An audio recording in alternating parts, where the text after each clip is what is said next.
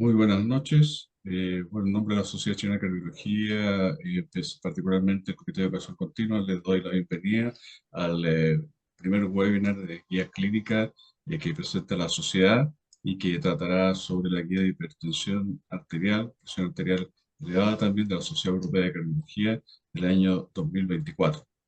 Tenemos el agrado de contar con la presencia del doctor Jorge Jalil, presidente de la Sociedad Chilena de Cardiología, y que es un distinguido académico, profesor de la Escuela de Medicina de la Pontificia Universidad Católica de Chile, y que también digamos, es expresidente de la Sociedad Chilena de Hipertensión. Así que el doctor Jalil, en nombre de la sociedad, va a dar unas palabras a quienes están presentes en esta actividad, así que le doy la palabra para la repetición al doctor Jalil. Doctor Jalil, por favor. Muchas gracias, doctor Calavante. Muy buenas noches, bienvenidos, bienvenidas a este primer webinar de nuestra sociedad. El Departamento de Educación Continua de la Sociedad de Cardiología ha organizado periódicamente webinars de puestas al día muy interactivos de temas importantes. ¿Y qué tema de los más importantes que la hipertensión arterial? Eh, Más aproximadamente un tercio de la población mundial es hipertensa, un 75% de adultos mayores son hipertensos, y lo que se va a discutir hoy día son las guías de la Sociedad Europea de Cardiología del año 24. Aquí hay un historial que es interesante ser comentado, en el sentido de que estas guías aparecen después de las guías europeas del 2023, que a mi parecer son muy buenas guías, es un gran documento. Y previamente las dos sociedades habían hecho las guías conjuntas del año 2017. Sin embargo, estas guías que va a presentar la doctora Castillo y van a discutir posteriormente los doctores Aufele y doctor Juan Ramón Soto y el doctor Dapelo, son una aproximación de la Sociedad de Cardiología Europea a las guías americanas del año un poco 2018. Esto va a ser discutido acá, va a ser presentado por la doctora Castillo y después discutido y después comentarios e interacción. La evolución de las guías de hipertensión arterial está en permanente movimiento, sobre todo por las nuevas evidencias que van apareciendo. Y muy probablemente estas guías que son del año 2024 van a quedar, van a requerir eh, nuevas evidencias. Y sin la semana pasada sale el reporte de un trabajo que es un sprint con 12.000 pacientes, pero un sprint con diabéticos en China, que reporta una disminución importante del riesgo de varios eventos cardiovasculares, de más o menos un 21%, absolutamente significativo y sin más efectos colaterales en el grupo placebo que el grupo que recibió el tratamiento intensivo, con una presión promedio de 121 milímetros de mercurio. De manera que es muy importante discutir las nuevas guías, discutir los fundamentos y las evidencias e incorporar también lo que va saliendo. No quiero alargarme más, quiero nuevamente darle las bienvenidas a todos ustedes y también a Josefina Castillo, una distinguida cardióloga actualmente con mucha dedicación a la hipertensión y también, por supuesto, a los doctores Aufele, Juan Ramón Soto y Alejandro Dapelo. Muy buenas noches. Gracias, doctor Jalil. Bueno, a continuación voy a presentar a quienes van a participar en esta actividad. primero que nada, la doctora Josefina Castillo, que es cardióloga, joven cardióloga, que se desempeña en el Centro de Referencia de Salud Cordillera Oriente de Peñalolén y que ha revisado esta guía, lo que es bastante encomiable, porque siempre es difícil revisar completo un documento de estas características. Bueno, él va a coordinar el panel, la lámina siguiente, por favor, el doctor Alejandro Dapelo, cardiólogo muy reconocido en el país, digamos, y especialmente en la octava región, se desempeña en la clínica Bio Bio de Concepción, fue past president de la Sociedad Chilena de Cardiología y gobernador saliente de la American College of Cardiology, y también miembro del Departamento de Prevención y fellow de la American College de la Sociedad Europea de Cardiología, Sociedad Interamericana de Cardiología, así que bueno, tiene todos los títulos y prestigio y los antecedentes como para participar en esta actividad y moderar el panel. Doctor Alejandro Bufele, también cardiólogo muy reconocido, participante del Departamento de Cardiología de Adultos en la Clínica Alemana de Santiago y profesor de la Facultad de Medicina de la Universidad del Desarrollo. Bueno, finalmente eh, tenemos, a ver si tenemos la lámina, eh, sí, el doctor Juan Ramón Soto, bueno, también cardiólogo bastante reconocido, se desempeña actualmente en el Carnet de Santiago y él es el presidente actual de la Sociedad Chilena de Hipertensión. Así que, bueno, en resumen, quienes integran esta actividad y, bueno, los que ha representado a la sociedad, bueno, tienen todos los antecedentes como para desarrollar una actividad que son eh, muy importante para todos quienes asisten a esto muy formativo.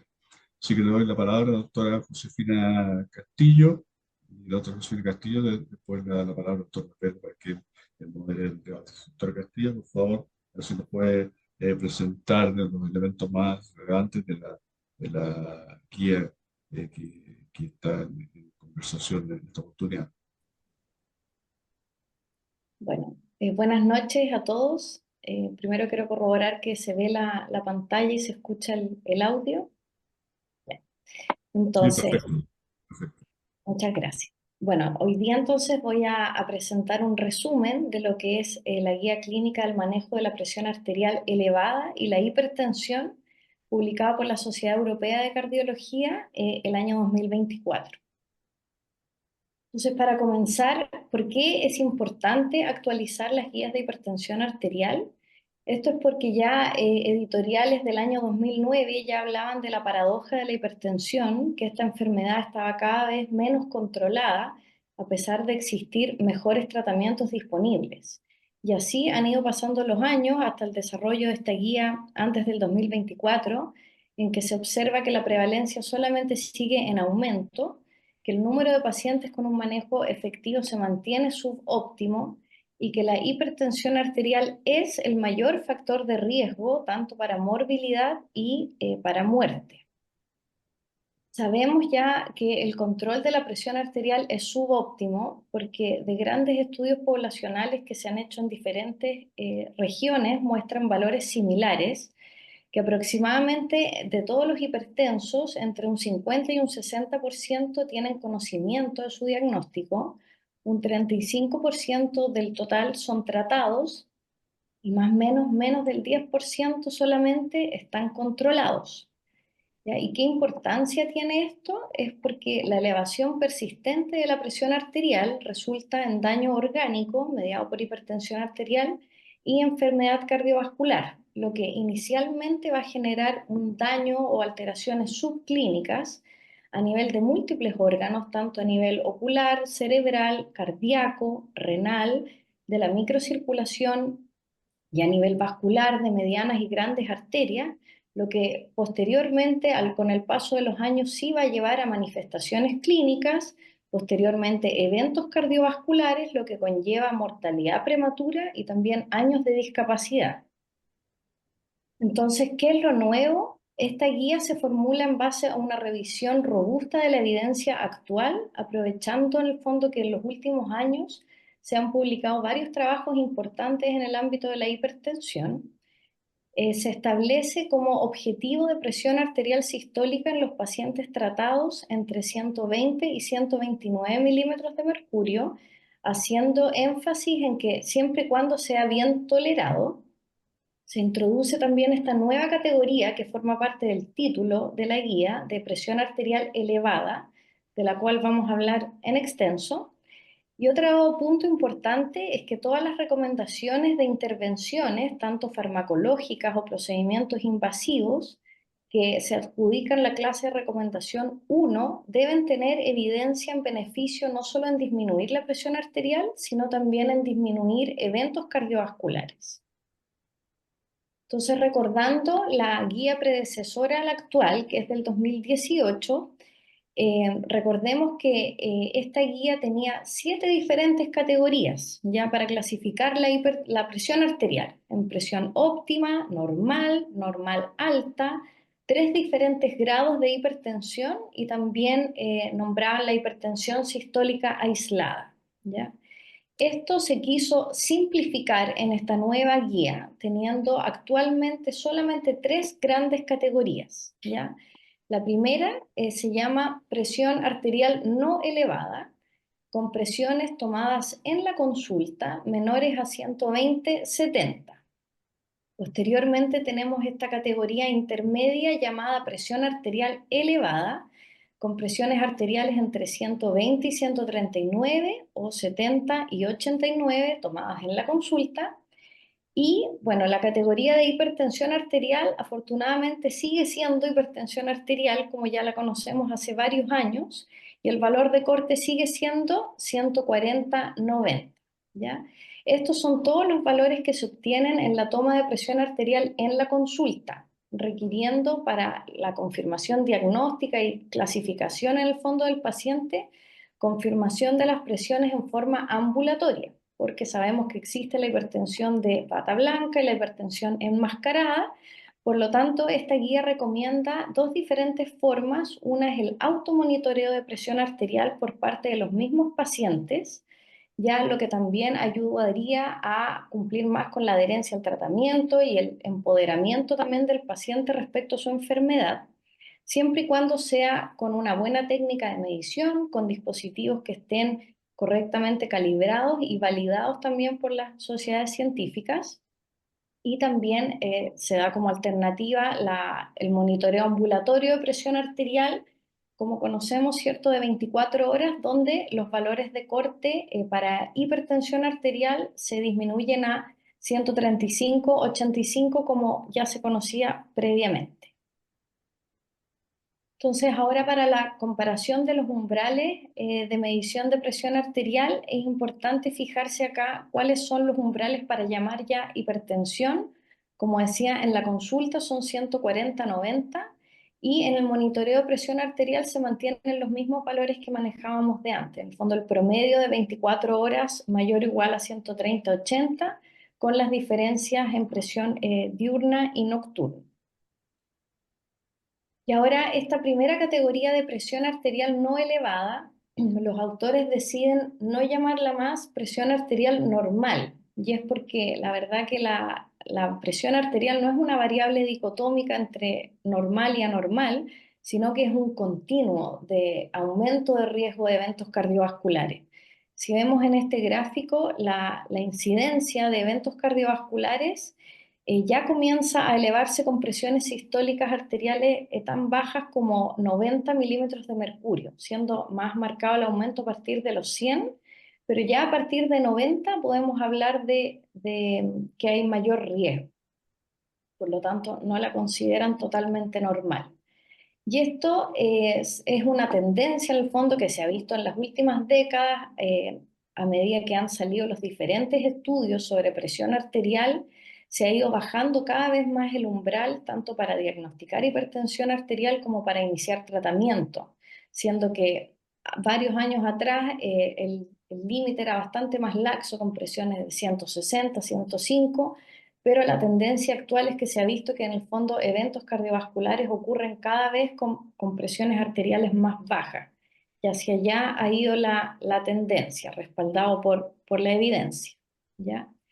Y este grupo interesante de presión arterial elevada, ¿en qué se basa? En que, bueno, acá vemos un gráfico que muestra los años de vida ajustados por discapacidad relacionados a eventos cardiovasculares, que si bien la mayor parte de estos eventos ocurren en este rango de presión arterial sistólica entre 140 y 160, hay un porcentaje importante, un 30% de estos años perdidos por discapacidad que ocurren en presiones arteriales entre 120 y 140. Por lo tanto, este grupo no es para nada inocuo y son pacientes que están expuestos a tener eventos.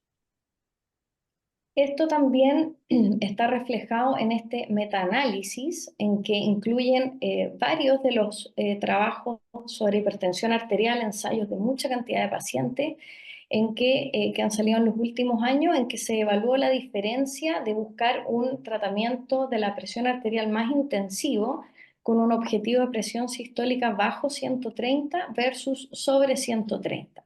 Y vemos que la tendencia es muy categórica a favor del tratamiento más intensivo en cuanto a reducción de eventos cardiovasculares mayores.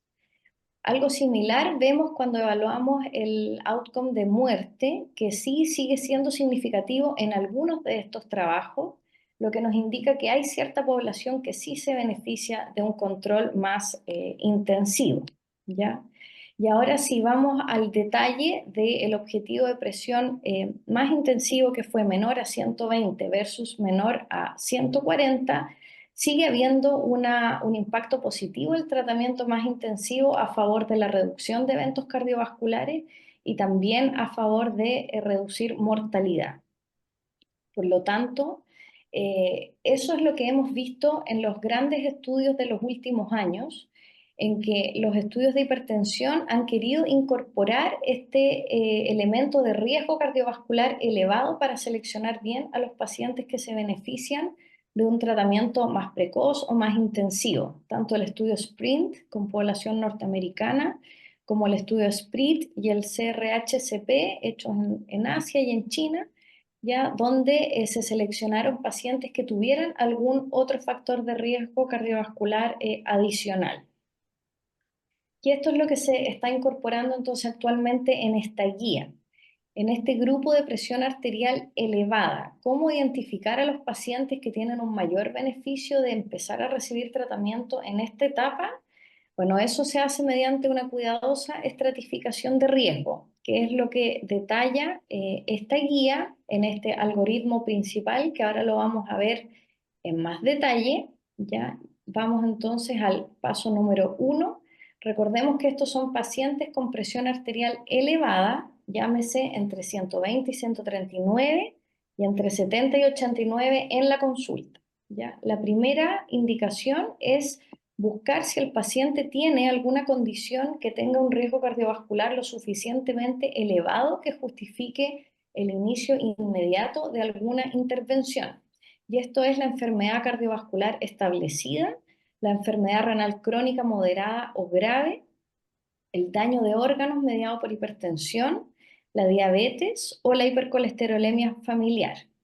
¿Ya? Aquí hacen la excepción de los pacientes diabéticos tipo 2 que sean menores de 60 años, podrían tener un riesgo cardiovascular no tan elevado, por lo tanto requieren un paso adicional de estratificación de riesgo.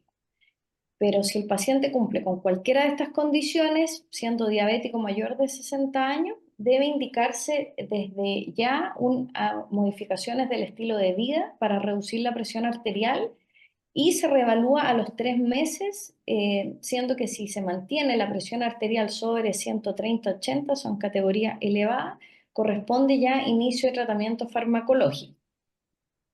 Acá hay un cuadro que resume cuáles son estas condiciones que per se conllevan un alto riesgo cardiovascular. Se nombra la enfermedad cardiovascular clínica establecida, que es la enfermedad aterosclerótica. Y esto incluye enfermedad cerebrovascular, enfermedad coronaria y enfermedad arterial periférica, ¿ya? La insuficiencia cardíaca también se incluye en esta categoría. En cuanto a la enfermedad renal crónica moderada o grave, se refiere a una tasa de filtrado glomerular menor a 60 o la presencia de microalbuminuria. Otras formas de daño orgánico mediado por hipertensión se refiere a complicaciones cardíacas o vasculares. En el grupo diabetes incluyen tanto diabetes tipo 1 como tipo 2 y la hipercolesterolemia familiar puede ser probable o ya confirmada. Y aquí está entonces la recomendación clase 1B de que se requiere, en el fondo se recomienda un enfoque basado en riesgo para el tratamiento de la presión arterial elevada y que las condiciones que ya nombré ya se les considera de riesgo alto. Después, en un segundo punto, si el paciente no tiene ninguna de estas condiciones de alto riesgo o es un diabético tipo 2 menor a 60 años, corresponde aplicar una estimación de riesgo a 10 años mediante una calculadora que ellos recomiendan, que es el SCORE-2 para personas entre 40 y 69 años, el SCORE-2 OP por Older People, que es para personas mayores o iguales a 70 años, y el SCORE-2 Diabetes, que es para diabéticos. ¿Ya? Aquí uno ingresa los datos y este score nos da un valor de riesgo cardiovascular que se considera bajo cuando es menor a 5%, donde se recomiendan siempre modificaciones de estilo de vida para reducir la presión arterial y se puede reevaluar tanto el riesgo como la presión dentro de un año.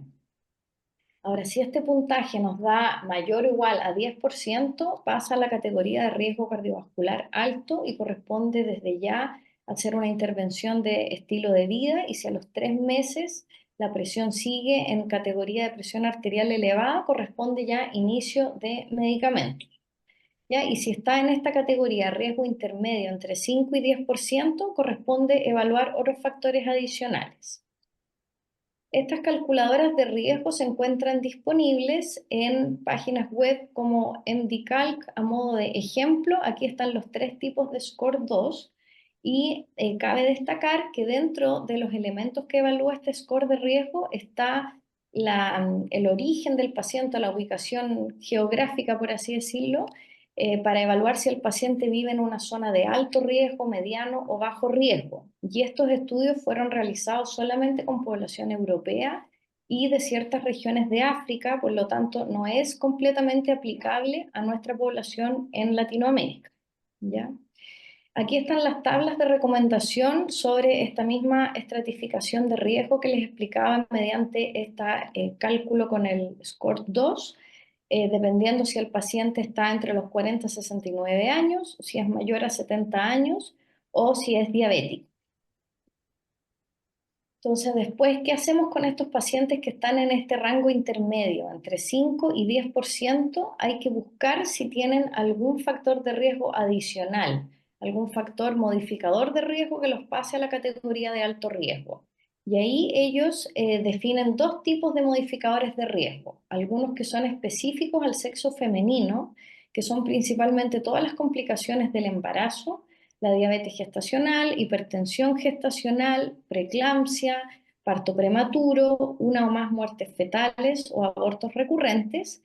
Y también están los modificadores de riesgo compartidos que son independientes del sexo, y acá incluyen la etnia de alto riesgo, el antecedente familiar de enfermedad cardiovascular prematura, la privación socioeconómica, enfermedades autoinmunes inflamatorias, enfermedad mental grave y VIH, que son algunos elementos que sabemos que aumentan el riesgo cardiovascular, pero que típicamente no se incluyen en los scores de riesgo tradicionales. Entonces, habiendo alguno de estos factores presentes, podríamos catalogar al paciente como alto riesgo cardiovascular y ya iniciar la intervención de estilo de vida, que si no es suficiente a los 3 meses, iniciar tratamiento farmacológico. Ahora, con menor grado de recomendación, dicen que si todavía no está claro el riesgo cardiovascular del paciente porque no tiene ninguno de los elementos nombrados anteriormente, se podría solicitar algún examen adicional como la puntuación de score de calcio coronario, la presencia de placas ateroscleróticas en las carótidas o femorales, algunos biomarcadores como la troponina o el proBNP, y la velocidad de la onda de pulso para definir si alguno de estos marcadores se encuentra alterado, pasar al paciente a la categoría de alto riesgo. Y si no, bueno, requiere de todas maneras modificación del estilo de vida y reevaluación en un año. Ahora, para confirmar el diagnóstico de hipertensión arterial, dijimos que el primer screening, el primer tamizaje es dentro de la consulta, ¿ya? Y si nos resulta que la presión está sobre 140/90, esto requiere confirmación con medición de la presión de forma ambulatoria, ¿ya? Como decía, esto puede ser automedición de la presión arterial por parte del paciente o puede ser con un monitoreo arterial ambulatorio de presión arterial de 24 horas, con lo que se confirma el diagnóstico, ¿ya? Acá también se hace la salvedad de que a pesar o a medida que la presión se encuentra más alta, recomiendan realizar la confirmación diagnóstica lo antes posible, y si nos encontramos ante presiones arteriales sobre 180-110, recomiendan descartar una emergencia hipertensiva. Otro elemento importante que recomiendan en la guía a considerar a partir del momento que uno hace el diagnóstico de hipertensión arterial es buscar dirigidamente la presencia de hipotensión ortostática en la misma consulta, midiendo la presión arterial del paciente inicialmente sentado y después de haber estado 5 minutos, ya sea acostado o sentado, medir la presión arterial de pie al minuto y a los 3 minutos, buscando un descenso de presión arterial sistólica de al menos 20 milímetros de mercurio o de 10 en el caso de la diastólica, para tener en consideración este elemento a la hora de iniciar tratamiento, y es algo que se debe tener en consideración también a lo largo de todos los controles de los pacientes, especialmente si refieren espontáneamente síntomas sugerentes de hipotensión ortostática. Ahora, ¿cuándo iniciar tratamiento? Lo que la guía concluye: en la categoría de presión arterial elevada no corresponde, no hay evidencia. En la categoría de presión arterial elevada depende, que depende de la estratificación de riesgo, todo lo que se explicó en el paso anterior. Y en el caso de que se confirme hipertensión arterial, sí se inicia tratamiento y se inicia tratamiento de inmediato. Entonces, las nuevas recomendaciones dicen que los adultos con presión arterial elevada, pero que tengan bajo riesgo cardiovascular, se puede hacer solamente seguimiento e intervención del estilo de vida. Ahora, en los pacientes con presión arterial elevada y un riesgo cardiovascular suficientemente alto, después de 3 meses de intervención de estilo de vida, si la presión sigue elevada, sí se recomienda iniciar tratamiento farmacológico. Y en los pacientes con hipertensión arterial confirmada, es independiente de su riesgo cardiovascular, se recomienda que se inicie la intervención del estilo de vida en simultáneo con el tratamiento farmacológico antihipertensivo. Ahora, ¿cuáles van a ser los objetivos del tratamiento? Está, bueno, ilustrado en esta gráfica. Se define el objetivo de presión arterial sistólica para todos los pacientes en general entre 120 y 129 milímetros de mercurio. El objetivo de presión diastólica lo definen entre 70 y 79, pero esto con menor calidad de clase de evidencia, porque la verdad que el objetivo del tratamiento debe ser guiado más que nada por la presión sistólica, porque la evidencia en reducción de eventos cardiovasculares en la mayoría de los trabajos es en base a la presión sistólica, restándole un poco de importancia a la diastólica. Ya se prefiere entonces que el ajuste se haga en base a los monitoreos de forma ambulatoria de la presión arterial. Ya durante los controles siempre se debe tener en cuenta estar buscando síntomas o signos de hipotensión como posible efecto adverso del tratamiento, ¿ya? Y este rango de presión arterial sistólica se recomienda siempre y cuando sea bien tolerado, ¿ya? En aquellos pacientes que presenten hipotensión ortostática sintomática, pretratamiento o que tengan edad mayor o igual a 85 años al momento de iniciar el tratamiento, o que tengan fragilidad clínicamente significativa, esto es de moderada a grave a cualquier edad, o una esperanza de vida reducida, en que son pacientes que finalmente su pronóstico está dado por alguna otra condición. Ahí se puede ser más laxo con el objetivo de presión arterial sistólica. Y de todas maneras tratar de buscar el objetivo de presión sistólica tan bajo como sea razonablemente posible, en la medida que el paciente lo tolere. y preferiblemente que el objetivo sea menor a 140, ¿ya?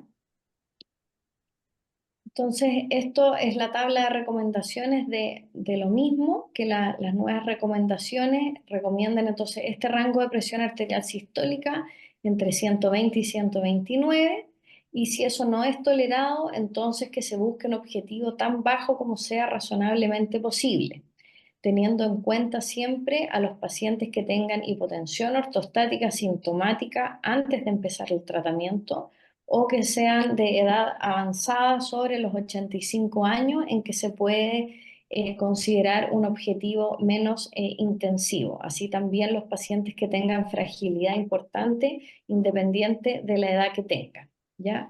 Y acá, en el último punto, recomiendan con clase 2B que se podría seguir intensificando el tratamiento cuando la presión diastólica todavía se mantenga por sobre 80, a pesar de que la sistólica esté en el rango objetivo, pero como les decía, eso tiene en el fondo menor nivel de evidencia.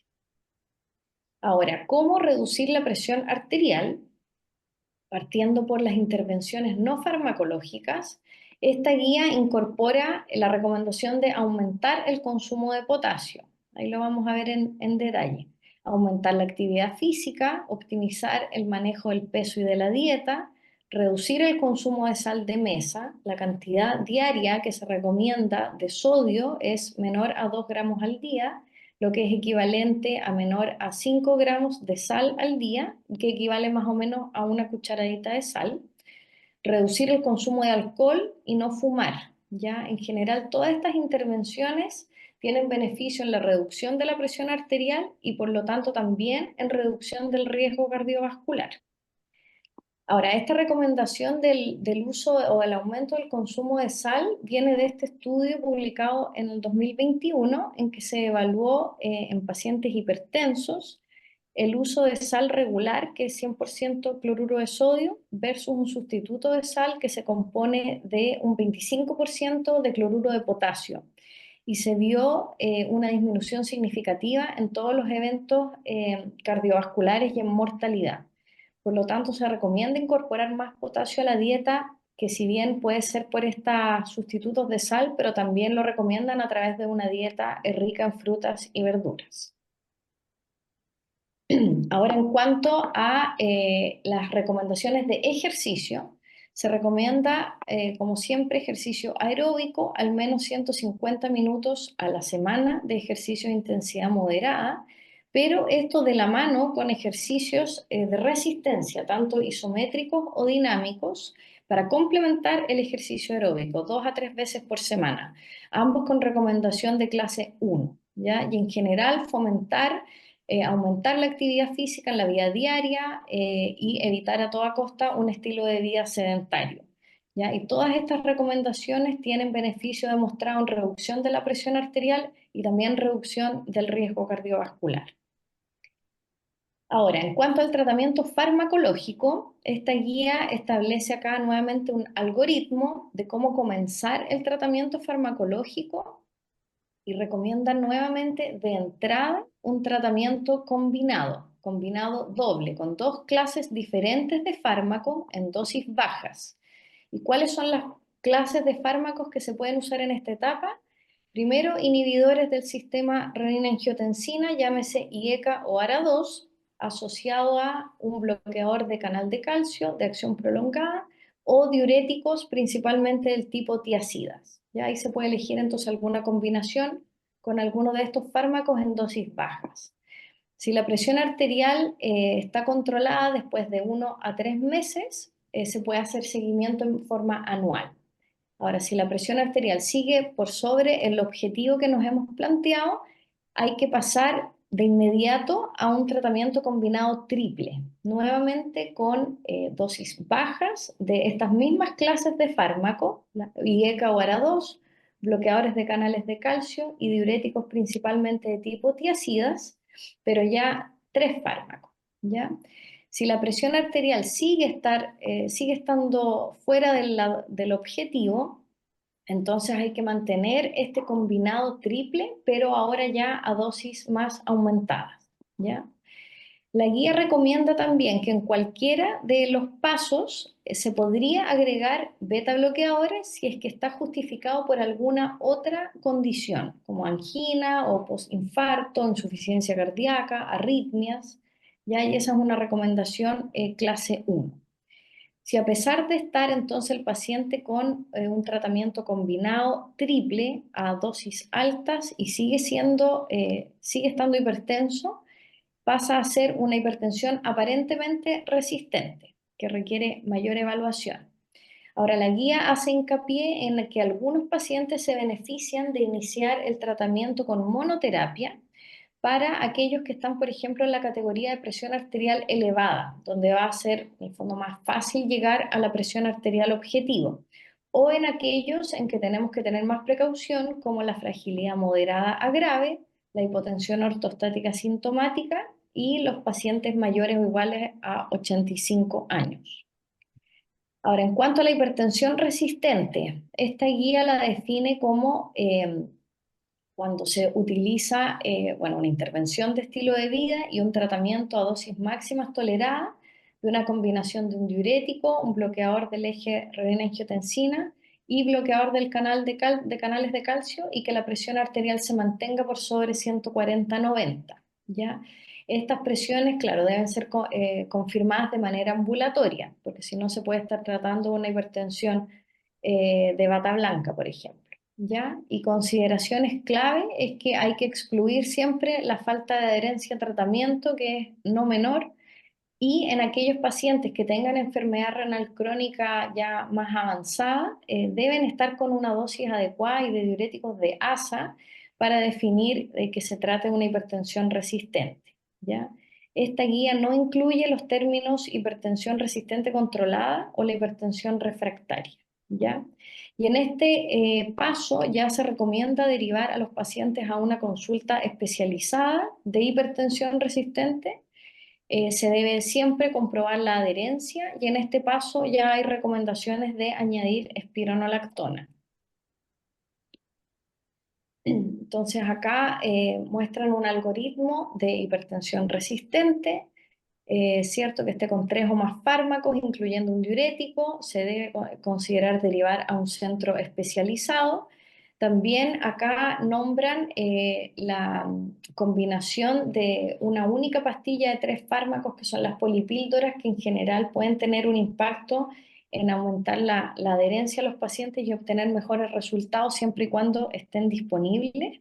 Y si estamos frente a una hipertensión resistente verdadera, se recomienda iniciar espironolactona, o si no es tolerada, eplerenona, o iniciar un beta bloqueador si es que no se había iniciado antes por alguna otra indicación. Y ahí ya se pueden también agregar varios de los otros fármacos antihipertensivos que están disponibles según más o menos el perfil del paciente.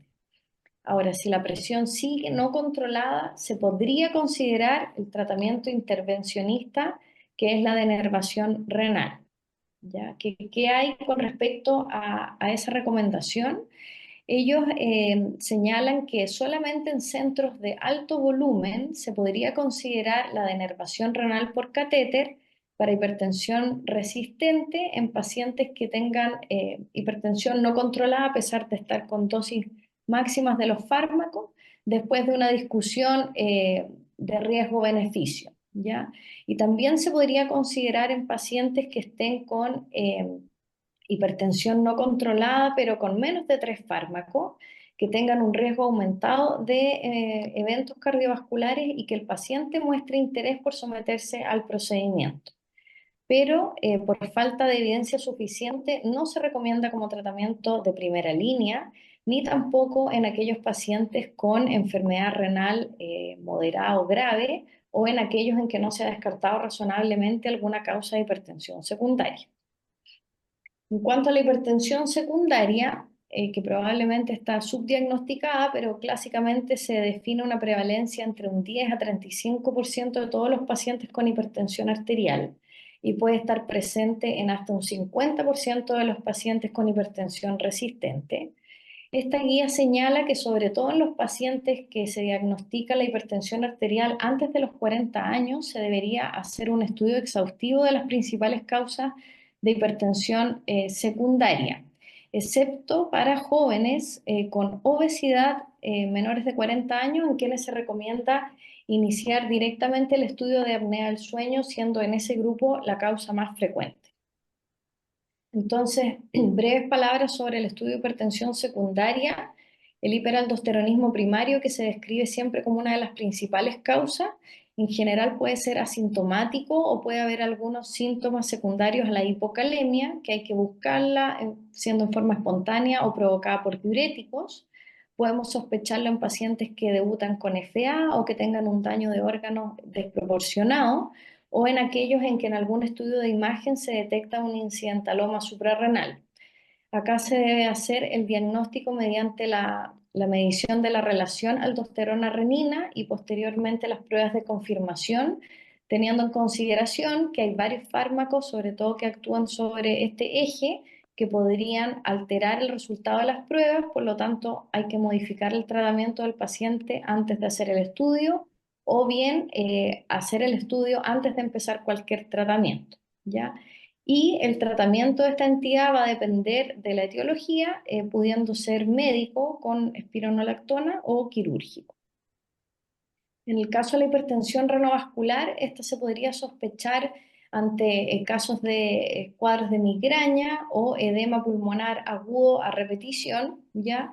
Y hay dos entidades principales, una es la enfermedad aterosclerótica y la otra es la displasia fibromuscular, presentándose en pacientes con perfiles un poco diferentes. El diagnóstico es en base a imágenes como el ecodoppler renal o el angiotac, y el tratamiento puede ser intervencional dependiendo de la etiología y manejo óptimo de los factores de riesgo cardiovascular.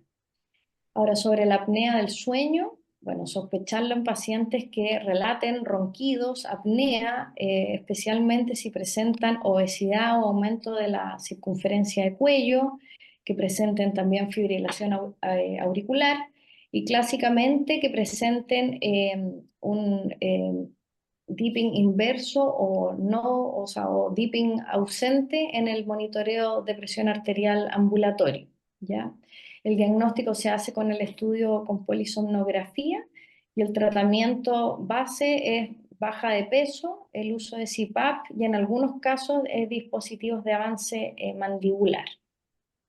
Ahora, dos palabras sobre algunas poblaciones especiales como son los adultos mayores, que se hace un capítulo aparte en esta guía, en que se recomienda que los adultos mayores de 85 años que no presenten fragilidad moderada grave sigan las mismas recomendaciones que para los pacientes más jóvenes, siempre y cuando su tratamiento sea bien tolerado.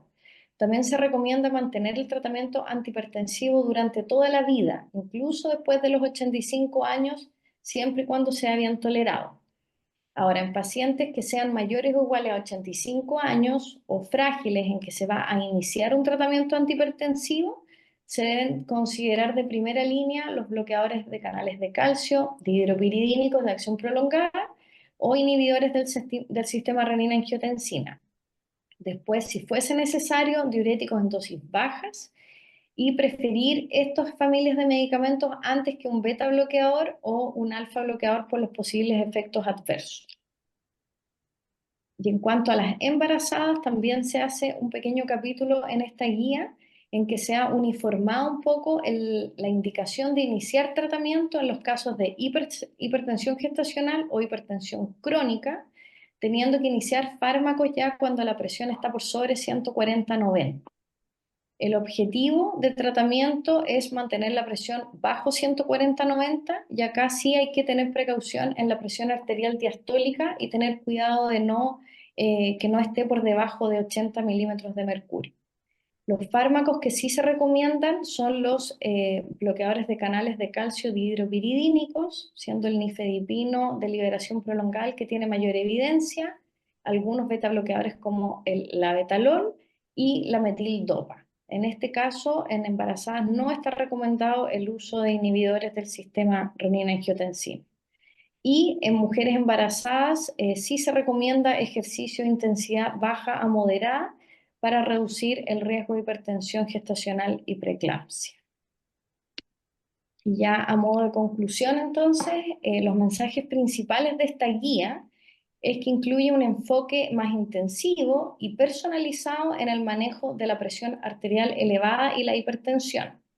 Pone mucho énfasis en la evaluación del riesgo cardiovascular y lo que más destaco yo de la guía es que tiene una aproximación bastante anticipatoria con énfasis en prevención de eventos cardiovasculares, finalmente para prevenir mortalidad prematura y años de discapacidad. Muchas gracias.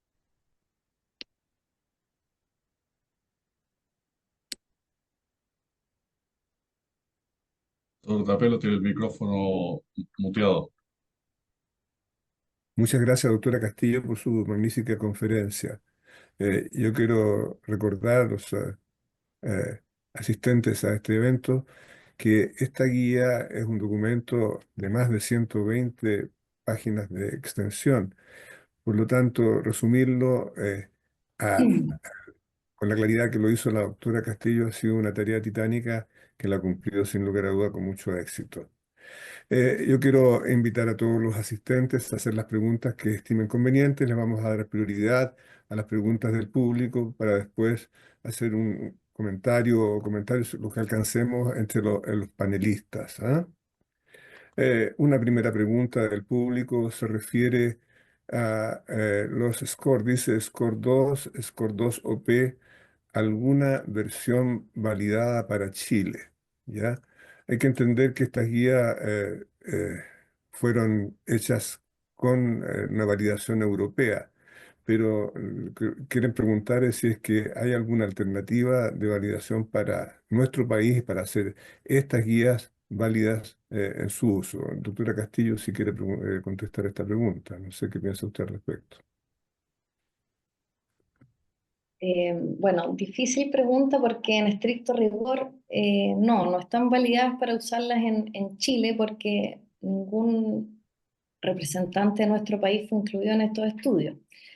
Ahora, se podría hacer una extrapolación si es que llegamos a consenso de si nos consideramos una zona de riesgo intermedio, riesgo bajo, más parecidos a España, más parecidos a Italia, una cosa así se podría extrapolar, ¿ya? Porque en la actualidad tenemos otras escalas de evaluación de riesgo cardiovascular validadas para nuestra población, que también nos podrían ayudar a orientar si el paciente se encuentra en esta categoría de riesgo bajo, intermedio o alto, y esperar hasta que exista una validación de estos scores nuevos en nuestra población. Bien, muchas gracias, doctora. Partiendo un poquito por el comienzo, sin lugar a duda que el manejo de estilo de vida es el pilar básico de cualquier manejo de pacientes antihipertensivos. Y eso es válido para cualquier categoría de hipertensos y cualquier clasificación que exista. Eh, Dentro de las eh, características del control de estilo de vida, se ha preconizado como novedad en esta guía el utilizar énfasis en aumentar el potasio como una novedad, digamos, de recomendación. Doctor Abufele, ¿qué piensa usted a esto? ¿Cómo le parece esta recomendación y cómo implementarla desde el punto de vista práctico? Sí, mira, dentro de los expertos en hipertensión se ha discutido el tema de la sal, porque aparentemente la restricción de sal es una batalla media perdida desde el punto de vista médico, por cuanto los pacientes no son muy adherentes a la restricción de sal. Y por otra parte, me refiero al cloruro de sodio. Y por otra parte, la industria alimentaria tampoco coopera mucho. Por la preservación de los alimentos hay mucha sal de por sí. De ahí que se ha insistido en el aporte de potasio a la alimentación de los pacientes. ¿Y por qué? Tiene dos justificaciones, yo diría, muy potentes. Si nos recordamos el sistema de fisiología de la presión arterial, hay un sistema, renina, angiotensina, aldosterona, que concluye en vasoconstricción. Y hay un sistema de calicreínas, quininas, que son vasodilatadoras. El potasio estimula la calicreína produciendo vasodilatación. Y esto, desde el punto de vista fisiológico, se ha visto refrendado en los trabajos. En este trabajo que mostró de la doctora, que aparecen en las guías, este trabajo chino que le dio cloruro de potasio asociado a cloruro de sodio en ese porcentaje de 75-25, lograron reducción de eventos cardiovasculares en forma muy significativa. Eh, de modo que está avalado el aumento del consumo de potasio, con las restricciones que dijo la doctora, con mucho cuidado a los pacientes que tienen disfunción renal, ¿no verdad? Por el riesgo de hipercalemia, en aquellos pacientes que toman diuréticos ahorradores de potasio, de modo que hay que medir un poco el potasio en esos y tener cuidado, pero en el hipertenso general, como medida no farmacológica, es una medida muy útil. Recordar que no solamente el plátano tiene potasio, sino que todas las frutas, los frutos secos, algunas verduras, las espinacas, etcétera. De modo que frutas y verduras es aconsejable en la dieta, además, por supuesto, que la restricción de cloruro de sodio. Eso es lo que podría aportar. Muy claro, doctor. Eh, es muy interesante el tema. Yo quería recordar tenemos muchas preguntas, muchas preguntas de la audiencia, que idealmente nos refiriéramos al tema de la presentación. Claro, es inevitable hablar de preguntas generales de presión arterial, pero tratemos de centrarnos dentro de lo posible en las guías, porque no tenemos un tiempo infinito para contestar todo, si es posible. Aquí hay una pregunta que dice, buenas noches. En el reporte del mapa es más importante el promedio de cargas sistólicas y diastólicas diurnas y las nocturnas que un promedio de presión arterial de 24 horas para categorizar al paciente si es hipertenso o no. ¿A quién le gustaría contestar esta pregunta? Alejandro, si quieres yo te Sí, puedo por supuesto. responder. Bueno, En general, hoy en día, en la interpretación del mapa o de la mapa de la monitorización ambulatoria de presión arterial, se le da muy escasa importancia a las cargas. En realidad tienen un rol absolutamente secundario y uno debe basarse, como mostró la doctora Castillo en el gráfico, en los promedios. Promedio de 24 horas, el promedio diurno, el promedio de presión nocturno.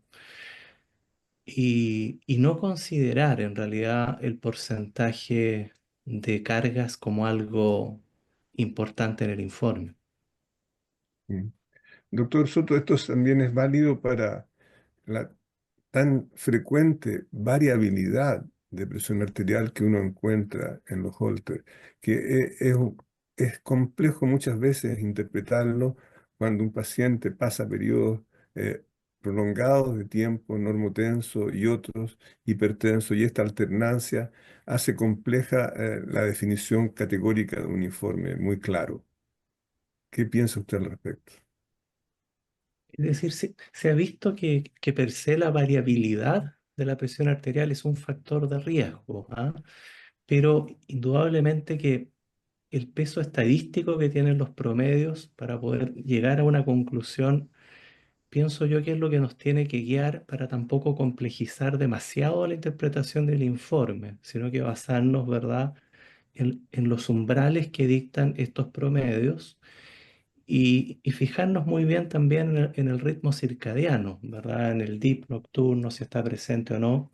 Pero vuelvo a enfatizar que las cargas, que durante un tiempo se le dio mucha importancia al porcentaje de cargas, hoy en día son completamente secundarias o incluso se pudiera prescindir de ellas o a lo sumo tomarlas como un elemento de apoyo a los promedios, que es lo primordial. Muchas gracias, doctor.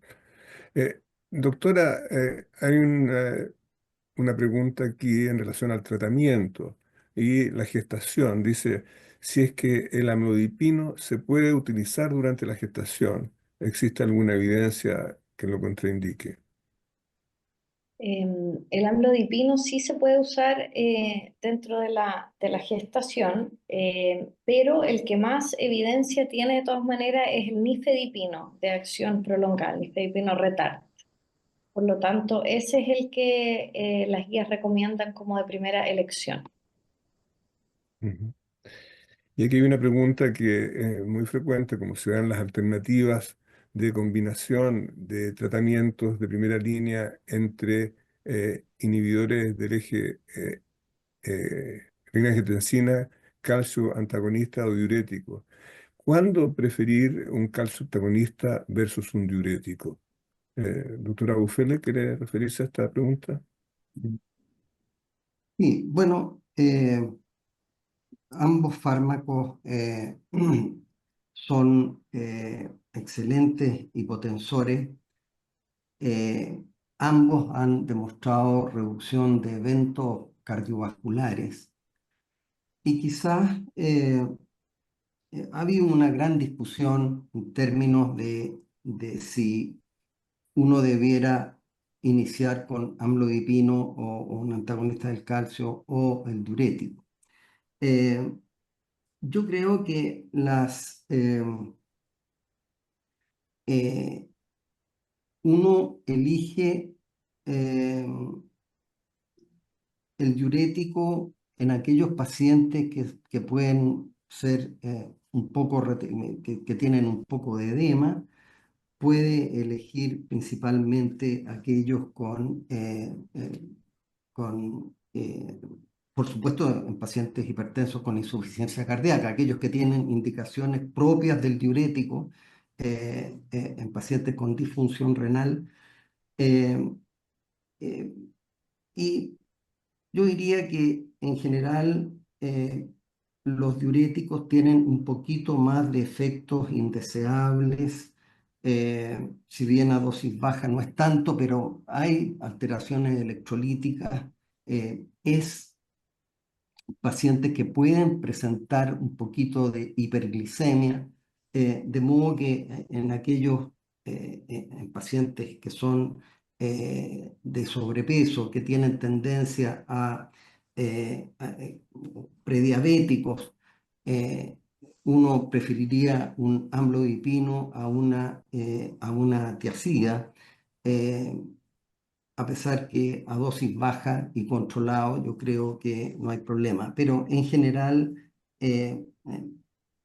la- no hay una indicación así categórica de prohibir el diurético o prohibir el amlodipino. Recordar que el amlodipino puede tener este efecto indeseable de edema de extremidades, de tobillo, y por este efecto alérgico que disminuye estando asociado con un antagonista de la angiotensina. De modo que yo diría que en la práctica clínica uno puede usar ambos con algunas consideraciones si es más beneficioso el diurético por otras comorbilidades que pueda tener el paciente. Ujú.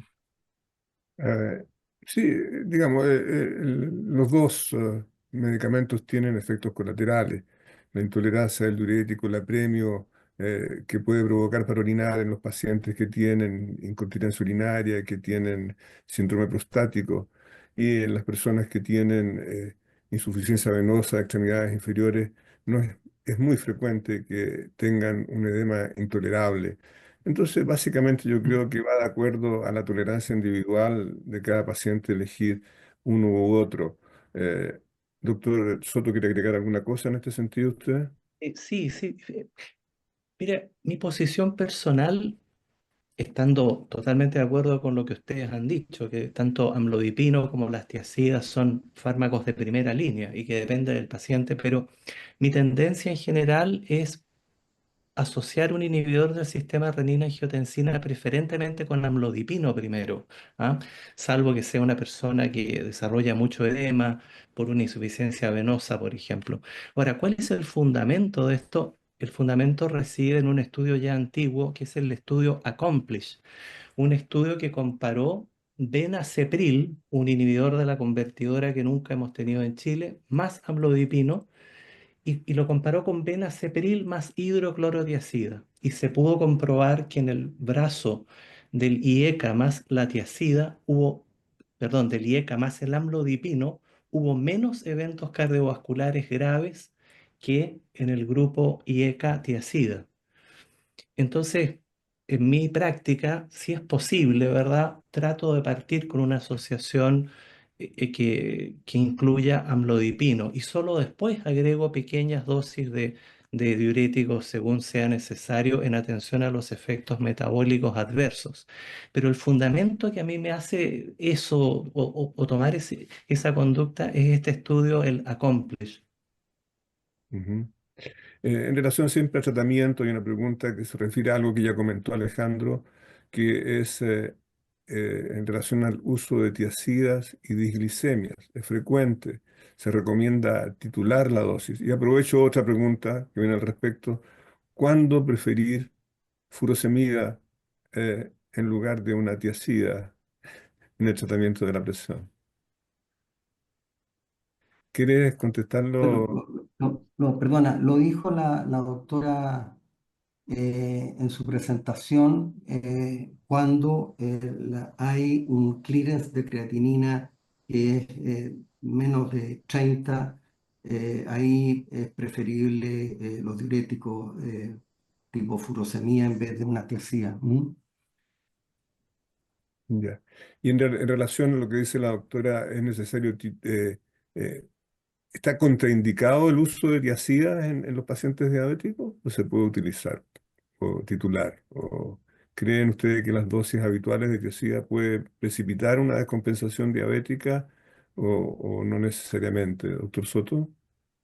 No, yo creo que en los pacientes diabéticos las tiazidas se pueden utilizar, pero es por eso que mi enfoque en general es agregar las tiazidas como tercer fármaco en la dosis más baja posible, ¿ah?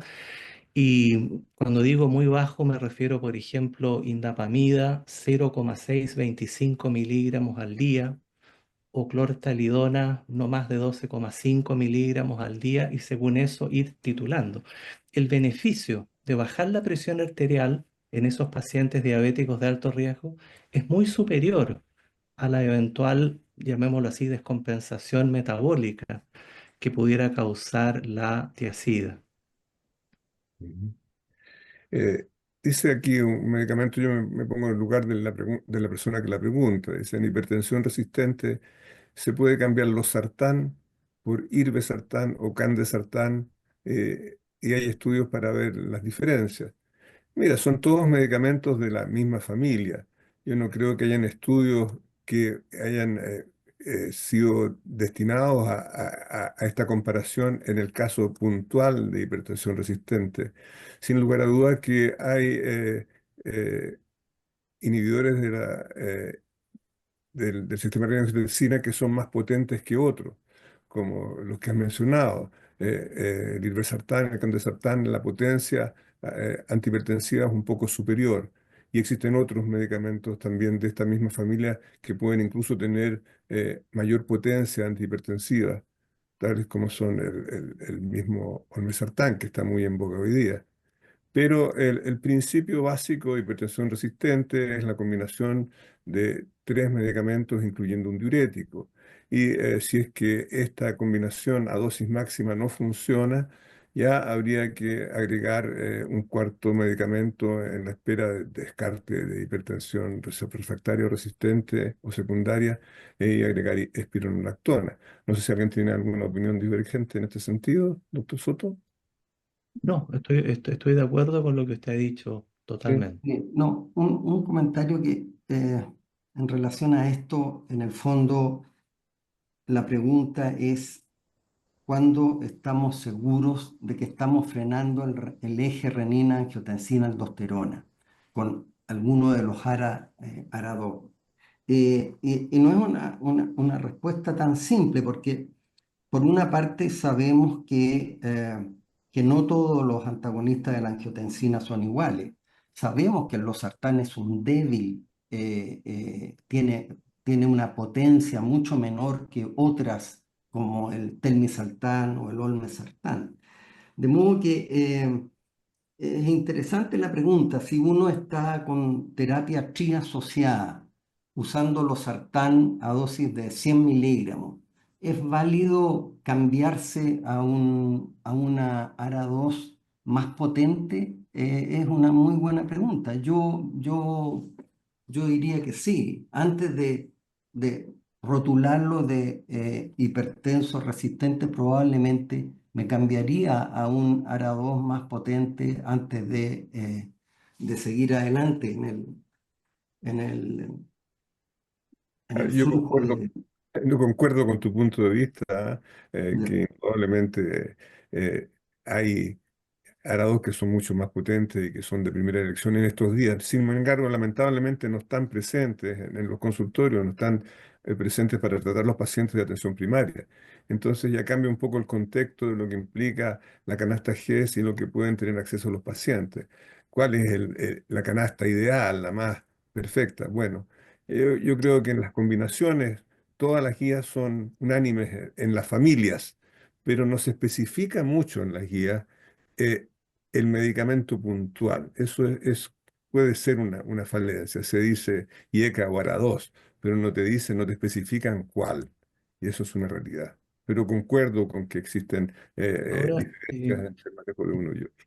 doctor Dapelo, reconociendo, estando de acuerdo con lo que ustedes han señalado en un paciente con una hipertensión aparentemente resistente, una pregunta quizá de mayor relevancia incluso, ¿ah? O sea, sin desconocer la importancia de usar un ARA2 más potente o de una vida media más larga, puede ser la necesidad de optimizar la terapia diurética. Me refiero a que la mayor parte de los estudios han demostrado que tras la hipertensión arterial resistente, cuando es verdadera, subyace la expansión de volumen, la retención de sodio.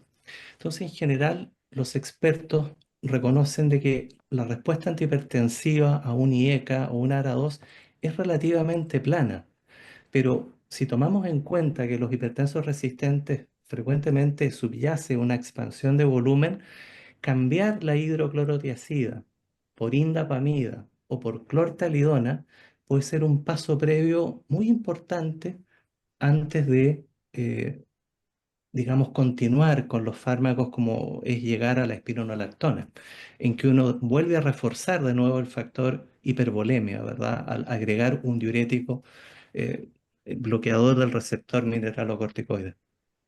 En este mismo contexto, doctor, ya que usted ha tomado la palabra en este sentido, eh, en la presencia de un paciente con hipertensión aparentemente resistente, ¿cuál es la aproximación para establecer que se trata realmente de una hipertensión de esta naturaleza? Bueno, como muy bien señaló la doctora Josefina Castillo, el primer paso es que tratemos de evaluar si el paciente es adherente o no a la terapia. Esto es muy difícil en Chile en realidad porque no tenemos cómo medir los metabolitos, pero tenemos que tratar de conversar con el paciente, aplicar algunas encuestas o- o escalas como la de Moritz-Key, ¿verdad? Que nos permite ver si es adherente. En segundo lugar, comprobar con mediciones fuera del consultorio, ¿verdad? Sea monitorización domiciliaria o mapa. Es muy importante también evaluar la técnica de medición. A mí me ha pasado de repente, sobre todo en mujeres, que me han derivado como por hipertensión inmanejable, unas pacientes muy obesas con unos brazos que se ve más frecuente en mujeres, especialmente el brazo como cónico, en que el problema estaba en que le medían la presión con un manguito de presión que era inadecuadamente pequeño para el tamaño del brazo y que si uno usa un manguito apropiado, la hipertensión resistente desaparece. Eh, lo otro importante es evaluar que el paciente realmente esté consumiendo poca sal. Como decimos, la hipertensión resistente muchas veces subyace una expansión de volumen mediada por retención de sodio. Entonces, a veces puede ser conveniente medir sodio en orina de 24 horas para saber realmente cuánto sodio está consumiendo. Evaluar la ingesta de alcohol es otro factor bien importante. Y por último, la definición estricta de hipertensión resistente es una hipertensión primaria resistente. Es decir, exige, si uno es purista, la exclusión de una hipertensión secundaria, como un hiperaldosteronismo primario.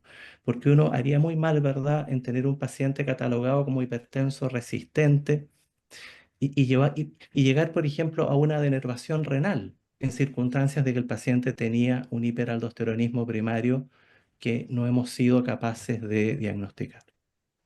Muy claro, doctor, muchas gracias. Eh, eh, Doctora Castillo, ¿qué actitud es la recomendable de tomar frente a una presión arterial diastónica aislada? Bueno, la guía también tiene un pequeño capítulo sobre la hipertensión diastólica aislada, que es una condición que se puede encontrar más frecuentemente en personas jóvenes, en adultos jóvenes, donde predominan alteraciones metabólicas, obesidad, eh, y bueno, alteraciones disglicemias, ¿ya? Estos sujetos pueden tener un riesgo cardiovascular un poco más elevado en comparación a otros sujetos de su misma edad, siendo en este grupo de todas maneras el riesgo cardiovascular bajo por tratarse de personas jóvenes. Por lo tanto, ha sido difícil demostrar el beneficio del tratamiento de esta entidad, porque de todas maneras los estudios muestran incidencia baja de eventos cardiovasculares. Por lo tanto, debe evaluarse caso a caso. Muy importante acá la intervención de estilos de vida, donde podría mejorar estas cifras de presión arterial diastólica elevada. eh, y podría justificarse el inicio del tratamiento en algunos casos en que, por ejemplo, la presión sistólica se encuentra en rango de presión arterial elevada y bajo 140, pero se debe evaluar en el fondo caso a caso. Ok, muchas gracias. Un tema que eh, ofrece algunas dudas en relación a esta guía es qué pasa con los beta bloqueadores en el manejo del paciente hipertenso. Porque en las guías anteriores, en las americanas, figura un acápite muy parecido al que aparece actualmente, pero en otro lugar de la guía. Sale abajo como un agregado en el cual se autoriza usar los beta bloqueadores en algunas indicaciones puntuales. Y en este sale en todas las etapas diferentes del manejo del tratamiento de la hipertensión se puede utilizar beta bloqueadores. ¿Qué piensa al respecto, doctor? Aufele, qué nos podría decir en relación al uso de beta bloqueadores? ¿Cuándo usarlos como antihipertensivos?